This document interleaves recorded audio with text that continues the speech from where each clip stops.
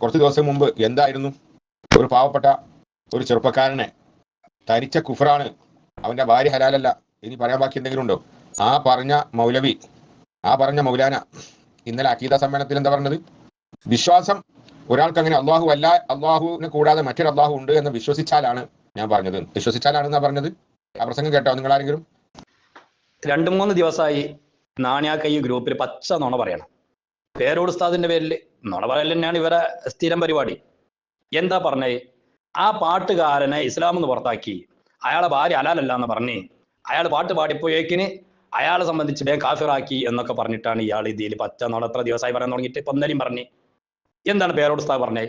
ആദ്യമായിട്ട് ആ പാട്ടിനെ സംബന്ധിച്ച് പേരോട് ഉസ്താദ് പ്രതികരിച്ച പ്രതികരണമാണ് ഇപ്പൊ ഞാൻ ഗ്രൂപ്പിലിട്ടത്. എന്തായാലും പേരോട് ഉസ്താദ് പറഞ്ഞത് ഇയാളെ പെട്ടെന്നാണ് കാഫിറാക്കിക്ക, അല്ലെങ്കിൽ അയാളെ ഭാര്യ ഒഴിവാക്കണം എന്ന് പറഞ്ഞിക്ക. ഇത് വളരെ കൃത്യമല്ലേ പേരോട് ഉസ്താദ് പറഞ്ഞത്? ഒരാൾ അള്ളാഹുവിന്റെ സൃഷ്ടികളിൽ ഏത് സൃഷ്ടി ഖാലിഖാണെന്നോ അള്ളാഹു ആണെന്നോ ദൈവമാണെന്നോ വിശ്വസിച്ചാൽ ആ വിശ്വസിക്കുമ്പോൾ തന്നെ അവൻ ഇസ്ലാമിന്റെ പടിക്ക് പുറത്താണ് എന്ന് മാത്രമല്ല, അങ്ങനെ ഇസ്ലാമിന്റെ പടിക്ക് പുറത്താണെങ്കിൽ പിന്നെ അവന്റെ ഭാര്യ അവന് ഹലാലല്ല, അവന്റെ മക്കളെ വലിയായി നിന്നുകൊണ്ട് അവന് കെട്ടിച്ചു കൊടുക്കാൻ പറ്റൂല. ഇങ്ങനെയല്ലേ പേരോട് ഉസ്താദ് പറഞ്ഞത്? ആ വിശ്വാസത്തിൽ ഉള്ള ഒരാളെ കുറിച്ചല്ല ആ പറയുന്നത്. അങ്ങനെയാണ് നിങ്ങൾ തെറ്റിദ്ധരിച്ചതാണ്. അവിടെ നിങ്ങൾക്ക് നിങ്ങൾ വിഡ്ഢിയാണെന്ന് പറയാൻ കാരണം ആ വിശ്വാസത്തിലുള്ള ഒരാളെ കുറിച്ചല്ല പറയുന്നത്, ആ വിശ്വാസത്തിൽ ഇല്ലാത്ത ഒരാളെ കുറിച്ചാണ് പറയുന്നത്. എന്നാൽ ഇനി പേരോട് ഉസ്താദ് ആദ്യമായി അതുമായി ബന്ധപ്പെട്ട് എന്താണ് സംസാരിച്ചത് എന്ന് നമുക്കൊന്ന് കേൾക്കാം. ഈ അടുത്ത് ഞാനൊരു പാട്ട് കേട്ടു 2-3 ദിവസം മുമ്പ്. അതിൽ പറയുന്നത് ഹൂ അല്ലാ മടവൂര് എന്ന് പറഞ്ഞിട്ടാണ് പാട്ട്. അതേപോലെ തന്നെ മടവൂരാരാ? പടച്ചോന, ഞങ്ങളെ പടച്ചോൻ മടവൂരാ, ഇങ്ങനെ പറയുന്നതാണ് കേട്ടത്. ഒരാൾ അള്ളാഹുവിന്റെ സൃഷ്ടികളിൽ ഏത് സൃഷ്ടി ഖാലിഖാണെന്നോ അല്ലെങ്കിൽ അള്ളാഹുവാണെന്നോ ദൈവമാണെന്നോ വിശ്വസിക്കുമ്പോൾ തന്നെ അവൻ ഇസ്ലാമിന്റെ പടിക്ക് പുറത്താണ്. എന്ന് മാത്രം അല്ല, ഇസ്ലാമിന്റെ പടിക്ക് പുറത്താണ് എന്ന് പറഞ്ഞാൽ പിന്നെ അവന്റെ ഭാര്യ അവന് ഹലാലല്ല, അവന്റെ മക്കളുടെ വിവാഹം അവന് പറ്റൂല, അവന് ചെയ്തു കൊടുക്കാൻ പറ്റില്ല. ഇസ്ലാം എന്ന് പുറത്തു പോയാൽ പിന്നെ അവൻ ഇസ്ലാമിന്റെ ഒരു സംഗതിയുമില്ല. ഇസ്ലാമിന്റെ മൈതാനിയിൽ അവനെ മറവിയാൻ പറ്റൂല, ഇസ്ലാമിന്റെ ഖബർസ്ഥാനിൽ മറവിയാൻ പറ്റൂല, അതുപോലെ അവന് മയ്യിത്ത് നിസ്കരിക്കാൻ പറ്റില്ല. ഇസ്ലാമിന്റെ ഒരു സംഗതിയും പറ്റൂല ഇസ്ലാം എന്ന് പുറത്തു പോയ ഒരാളായി പോയാൽ. അതുകൊണ്ട് ഒരാളെ വിശ്വാസത്തിലും തകരാറ് സംഭവിക്കാൻ പാടില്ല. എന്തും പറയാം, എന്തും ചെയ്യാം എന്ന് വിചാരിക്കാൻ പാടില്ല. ഇത്ര കൃത്യമായിട്ട് പേരോട് ഉസ്താദ് പറഞ്ഞിട്ട് ഇയാൾ പച്ച നുണ പറഞ്ഞിട്ടില്ലേ? എത്ര പ്രാവശ്യമായി ഈ ഗ്രൂപ്പിൽ ആ വിഷയം പറഞ്ഞത്? എന്നിട്ട് നൗഷാദ് മൗലവിന്റെ പ്രസംഗം കേട്ട് പഠിച്ചു കാണ്ട് അഖീദ സമ്മേളനത്തിൽ മാറ്റി പറഞ്ഞു. അതിന് മാറ്റി പറയണമെങ്കിൽ ഇത് നൗഷാദ് മൗലവി അല്ല, ഇത് കുരുവട്ടൂരി അല്ല, ഇത് ശൈഖുനാ മൗലാന പേരോട് ഉസ്താദാണ്. അങ്ങനെ മാറ്റിയും തിരുത്തിയും പറയേണ്ട ഒരു അവസ്ഥ ബഹുമാനപ്പെട്ട പേരോട് ഉസ്താദിനോ സമസ്തയുടെ ആലിമീങ്ങൾക്കോ ഇല്ല. അവർ മശായിഖന്മാരുടെ നിർദ്ദേശം അനുസരിച്ചാ പ്രസംഗിക്കുക, നിർദ്ദേശം അനുസരിച്ച് അവർ പറയാം. അതൊരിക്കലും മാറ്റി പറയേണ്ടി വരൂല. ചൈത്താമാരിൽ നിന്ന് കിട്ടുമ്പം അവർ അതിനനുസരിച്ച് പേരോട് ഉസ്താദിന്റെയും ഉലമാക്കളുടെയും പ്രസംഗങ്ങൾ കട്ടുമുറിച്ച് ഒപ്പിച്ച് പറയേണ്ടി വരും. അപ്പൊ അത് പേക്കും, അപ്പൊ അതിങ്ങനെ മാറ്റി മാറ്റി പറയേണ്ടി വരും. പേരോട് ഉസ്താദിനെ സംബന്ധിച്ചിടത്തോളം അതിന്റെ ഒരു ആവശ്യമില്ല. അന്നെന്താണോ പറഞ്ഞത് അത് തന്നെയാണ് അഖീദ സമ്മേളനത്തിലും പറഞ്ഞത്. അന്നും പറഞ്ഞിട്ടുണ്ട്, അള്ളാഹു ആണെന്നോ ഖാലിഖാണെന്നോ ദൈവമാണെന്നോ വിശ്വസിച്ചാൽ ആ വിശ്വസിക്കുമ്പോൾ തന്നെ അവൻ ഇസ്ലാമിന്റെ പടിക്ക് പുറത്താണെന്നാ പറഞ്ഞേ. എന്നിട്ട് നോണിയും പറഞ്ഞാൽ എന്തിനാ നാണയൊക്കെ ഇങ്ങനെ ആഹ്റണ്ട് മരിക്കണം എന്നൊരു ബോധം ഉണ്ടായിക്കൂടെ? ഒരു പണ്ഡിതനോടുള്ള വിരോധം കാരണം ഈ കോലത്തിൽ എന്തിനാ നിങ്ങൾ അസൂയ വെക്കണത്? എന്തിനാ വൈരാഗ്യം കാണിക്കണത്? എന്നിട്ട് പറയാത്ത വിഷയം പേരോട് സ്ഥാനം മേലെ അടിച്ചേൽപ്പിച്ചിട്ട് ഇതിലിങ്ങനെ പരിഹസിക്കുക ആലിമീങ്ങളെ. ആ വിശ്വാസത്തിൽ ഉള്ള ഒരാളെ കുറിച്ചല്ല ആ പറയുന്നത്. അങ്ങനെയാണ് നിങ്ങൾ തെറ്റിദ്ധരിച്ചതാണ്. അവിടെ നിങ്ങൾ വിഡ്ഢിയാണെന്ന് പറയാൻ കാരണം ആ വിശ്വാസത്തിലുള്ള ഒരാളെ കുറിച്ചല്ല പറയുന്നത്, ആ വിശ്വാസത്തിൽ ഇല്ലാത്ത ഒരാളെ കുറിച്ചാണ് പറയുന്നത്. ഇപ്പോൾ ഇന്നത്തെ പ്രസംഗം ലാസ്റ്റ് അവസാനിക്കുന്നത് എങ്ങനെയെന്ന് അറിയോ? പിന്നെ മറ്റൊരു അള്ളാഹു ഉണ്ട് എന്ന് വിശ്വസിച്ചാൽ അവൻ കാഫിറാണ് എന്നാണ് ഞാൻ പറഞ്ഞത്. അതല്ലാതെ ഞാനൊരു പാട്ടുപാടി ആ വിഷയം തൊടാതെ പോയി പാട്ടുപാടിയ ആള് അവൻ കുഫറിലേക്കാണ്, അവന്റെ ഭാര്യ അവൻ ഹലാലല്ല എന്ന് പ്രസംഗിച്ചതൊക്കെ മാറ്റി പറഞ്ഞിട്ടുണ്ട് എന്ന് പറയാതെ പറഞ്ഞ ഇന്നത്തെ പ്രസംഗത്തിന്റെ അവസാന ഭാഗം കൂടി കേൾക്കൂ.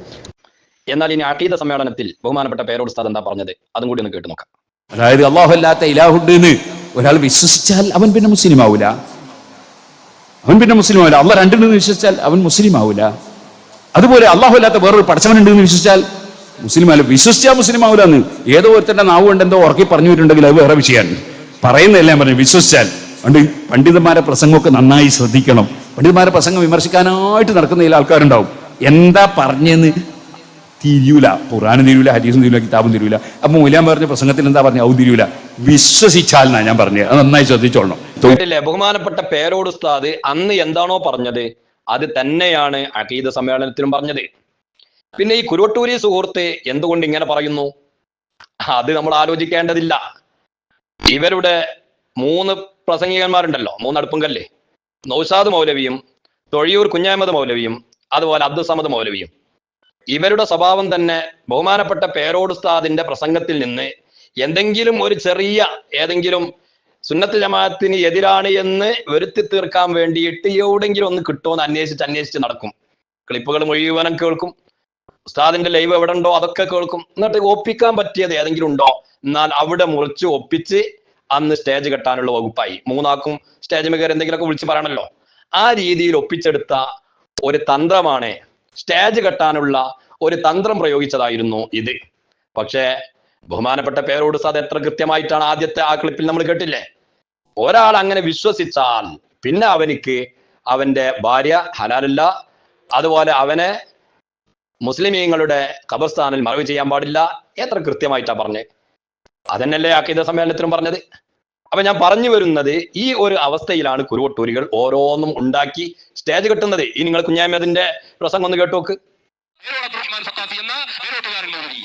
അയാൾ വന്നിട്ട് പറയുന്നു, ആ പാട്ടുപാടിയ ആള് ഇസ്ലാമിൽ നിന്ന് പുറത്താണ്, അയാൾക്ക് അയാളെ ഭാര്യയുമായി ബന്ധപ്പെടാൻ പാടില്ല, തലാഖ് സംഭവിച്ചിരിക്കുന്നു. അയാളുടെ പെൺകുട്ടികളെ നിക്കാഹ് കൊടുക്കാൻ അയാൾക്ക് വലിയായിരിക്കാൻ അധികാരമില്ല, അയാൾ മരിച്ചാൽ അയാളെ മേൽ മയ്യത്ത് കഴിക്കാൻ പാടില്ല, അയാളെ മുസ്ലിമീങ്ങളുടെ ശ്മശാന ഭൂമിയിൽ ഖബർസ്ഥാനിൽ കൊണ്ടുപോയി മറവ് ചെയ്യാൻ പാടില്ല, അയാൾ ഇസ്ലാമിൽ നിന്ന് പുറത്തു പോയിക്കുന്നു. ആ പാട്ടുപാടിയ ആൾ ഇസ്ലാമിൽ നിന്ന് പുറത്താണ് എന്ന് പേരോട് ഉസ്താദ് എവിടെ പറഞ്ഞത്? ഇതൊക്കെ പറഞ്ഞിട്ട് ഈ കുഞ്ഞാമേടിന്റെ ക്ലിപ്പ് ഏതാ, നമ്മൾ മുകളിൽ കേട്ട അതേ ക്ലിപ്പ് തന്നെ. അതിലെവിടെ പേരോട് ഉസ്താദ് ഈ പാട്ടുപാടിയ ആളെ സംബന്ധിച്ച് പറഞ്ഞത്? അങ്ങനെ ഒരു പാട്ട് കേട്ടു എന്ന് പറഞ്ഞു, എന്നിട്ട് പേരോട് ഉസ്താദ് പറഞ്ഞെന്താ, ഒരാള് ഇങ്ങനെ വിശ്വസിച്ചുകൊണ്ടാണെങ്കിൽ ആൾ ഇസ്ലാം എന്ന് പുറത്തു പോകൂലേ, ആ വിഷയമല്ലേ പേരോട് ഉസ്താദ് പറഞ്ഞിട്ടുള്ളൂ. എന്നിട്ട് ആ പാട്ട് പാടിയ ആളെ ഇസ്ലാമിൽ നിന്ന് പുറത്താക്കി എന്ന് പറഞ്ഞിട്ട് ഇയാൾ ഇടുന്ന ക്ലിപ്പ് നോക്കി നിങ്ങൾ. അയാൾ ഇസ്ലാമിൽ നിന്ന് പുറത്തു പോയിക്കുന്നു. വെച്ചു കൊടുക്കുമോനെ. ഈ അടുത്ത് ഞാനൊരു പാട്ട് കേട്ടു 2-3 ദിവസം മുമ്പ്. അതിൽ പറയുന്നത്, മടവൂരാരാ പടച്ചോന, ഞങ്ങളെ പടച്ചോ മടവൂരാ, ഇങ്ങനെ പറയുന്നതാണ് കേട്ടത്. ഒരാൾ അള്ളാഹുവിന്റെ സൃഷ്ടികളിൽ ഏത് സൃഷ്ടി ഖാലിഖാണെന്നോ അല്ലെങ്കിൽ അള്ളാഹുവാണെന്നോ ദൈവമാണെന്നോ വിശ്വസിക്കുമ്പോൾ തന്നെ അവൻ ഇസ്ലാമിന്റെ പടിക്ക് പുറത്താണ്. എന്ന് മാത്രം അല്ല, ഇസ്ലാമിന്റെ പടിക്ക് പുറത്താണ് എന്ന് പറഞ്ഞവൻ പിന്നെ അവന്റെ ഭാര്യ അവന് ഹലാലല്ല, അവന്റെ മക്കളുടെ വിവാഹം അവന് പറ്റൂല, അവന് ചെയ്തു കൊടുക്കാൻ പറ്റില്ല. ഇസ്ലാമെന്ന് പുറത്തു പോയാൽ പിന്നെ അവന് ഇസ്ലാമിന്റെ ഒരു സംഗതിയുമില്ല. ഇസ്ലാമിന്റെ മൈതാനിയിൽ അവനെ മറവ് ചെയ്യാൻ പറ്റൂല, ഇസ്ലാമിന്റെ ഖബർസ്ഥാനിൽ മറവ് ചെയ്യാൻ പറ്റൂല, അതുപോലെ അവന് മയ്യിത്ത് നിസ്കരിക്കാൻ പറ്റില്ല, ഇസ്ലാമിന്റെ ഒരു സംഗതിയും പറ്റൂല ഇസ്ലാം എന്ന് പുറത്തുപോയ ഒരാളായി പോയാൽ. ആ പാട്ടുപാടിയ ആൾ ഇസ്ലാമിൽ നിന്ന് പുറത്താണ് എന്ന് പേരോട് ഉസ്താദ് പറഞ്ഞു എന്ന് പറഞ്ഞ് ഈ ക്ലിപ്പ് ഇട്ടതാ. ഇതിൽ എവിടെയാണ് ആ പാട്ടുപാടിയ ആൾ ഇസ്ലാമിൽ നിന്ന് പുറത്താണ് എന്ന് പേരോട് ഉസ്താദ് പറയുന്നത്? എത്ര കൃത്യമായിട്ടാണ് ഇതിൽ വിശദീകരിക്കുന്നത്. ഒരാൾ ഏത് സൃഷ്ടികളിൽ നിന്ന് ഒരു സൃഷ്ടി ഖാലിഖാണെന്നോ അല്ലാഹു ആണെന്നോ ദൈവമാണെന്നോ വിശ്വസിച്ചാൽ ആ വിശ്വസിക്കുമ്പോൾ തന്നെ അയാൾ ഇസ്ലാമിന്റെ പടിക്ക് പുറത്താണ് എന്നല്ലേ ഇതിൽ പറഞ്ഞിട്ടുള്ളത്. അല്ലാതെ ആ പാട്ട് പാടിയ ആളെ സംബന്ധിച്ചാണോ അത് പറഞ്ഞത്? ഇങ്ങനെ ആരെങ്കിലും വിശ്വസിച്ചാൽ, ഇനി ആ പാട്ട് പാടിയ ആൾ ഈ വിശ്വാസം വെച്ചുകൊണ്ടാണോ ആ പാട്ട് പാടിയത്, എന്നാൽ അയാൾക്കും ഇത് ബാധകമാണ്. അല്ലാതെ ആ പാട്ട് പാടിയ ആളെ ഇസ്ലാമിൽ നിന്ന് പുറത്താക്കി എന്ന് പച്ച നുണയല്ലേ ഈ പറയുന്നത്. ഇനി ബാക്കി കേട്ടു നോക്കൂ.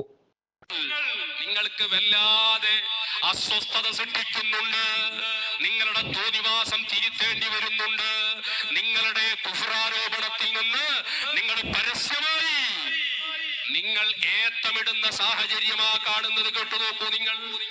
അതുകൊണ്ട് ആരും ഒരാളെ പറ്റിയും അനുയോജ്യമല്ലാത്തത് പറയുകയോ അനുയോജ്യമല്ലാത്തത് വിശ്വസിക്കുകയോ ചെയ്യരുത്. വിശ്വസിക്കുമ്പോൾ വലിയ പ്രശ്നമാണ്. അതായത് അല്ലാഹുവല്ലാത്ത ഇലാഹുണ്ടെന്ന് ഒരാൾ വിശ്വസിച്ചാൽ അവൻ പിന്നെ മുസ്ലിം ആവൂല, അള്ളാഹ് രണ്ടിനും വിശ്വസിച്ചാൽ അവൻ മുസ്ലിം ആവൂല. അതുപോലെ അല്ലാഹുവല്ലാത്ത വേറൊരു പടച്ചവനുണ്ടെന്ന് വിശ്വസിച്ചാൽ മുസ്ലിം അല്ല, വിശ്വസിച്ചാൽ മുസ്ലിം ആവൂലെന്ന് ഏതോ തന്നെ നാവുണ്ടെന്തോ ഉറക്കി പറഞ്ഞിട്ടുണ്ടെങ്കിൽ അത് വേറെ വിഷയമാണ്.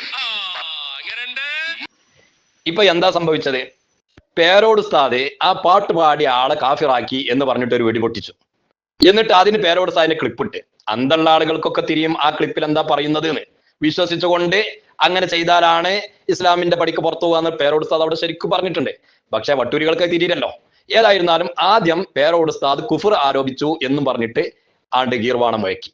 എന്നിട്ട് പിന്നെ അഖീദ സമ്മേളനത്തിലുള്ള ആ പ്രസംഗത്തിന്റെ ക്ലിപ്പിട്ടിട്ട് കണ്ടില്ലേ, ഇപ്പൊ എന്താക്കി, ഏത്തമിടുന്നു, ഇപ്പൊ തിരുത്തി പറയുന്നു എന്ന്. അതിന് തിരുത്തി പറയാൻ ആദ്യം എന്താ പറഞ്ഞിരുന്നത്? ആദ്യം പറഞ്ഞ അതല്ലേ അഖീദ സമ്മേളനത്തിലും പറഞ്ഞത്. എന്നിട്ട് ഇതൊക്കെ കേട്ടിട്ട് നമ്മളിങ്ങനെ അസ്വസ്ഥരാകണല്ലോ. ഇവരെ ഈ കാട്ടിക്കൂട്ടലും ഈ കട്ടുമുറിച്ചലും ഇതൊക്കെ കണ്ടിട്ട് നമ്മളിങ്ങനെ ആകെ കുടുങ്ങി നിൽക്കുകയാണെന്ന്. എന്താ വിളിച്ചു പറച്ചില്. ഇതേ പച്ച നുണ നൗഷാദ് മൗലവി ആവർത്തിക്കുന്നു. ഒന്ന് കേട്ടു നോക്കൂ. ഊരാരോ പടച്ചോനാണോ എന്നുള്ളൊരു പാട്ട്, ആ പാട്ട് പാടിയ ആളെ സംബന്ധിച്ച് കൃത്യമായി പേരോട് സഖാഫി പറയുന്നതാണ് ഇനി കേൾക്കാൻ പോകുന്നത്. അദ്ദേഹം കാഫിറാണെന്നും ഇസ്ലാമിന്റെ പടിക്ക് പുറത്താണെന്നും ഭാര്യ ഹലാലല്ലെന്നും ഈ രൂപത്തിൽ അയാളെ പള്ളിപ്പറമ്പിൽ വരെ മറവ് ചെയ്യാൻ പാടില്ല. എന്താണോ ചുവേലി പറഞ്ഞത് അതങ്ങനെ ആവർത്തിക്കന്നെ. അയാളെ കൊണ്ട് തന്നെ ഞാൻ അത് തിരുത്തിക്കും ചെയ്യും. അതുകൊണ്ട് അദ്ദേഹം ഒന്ന് ഇടപെട്ടോട്ടെ.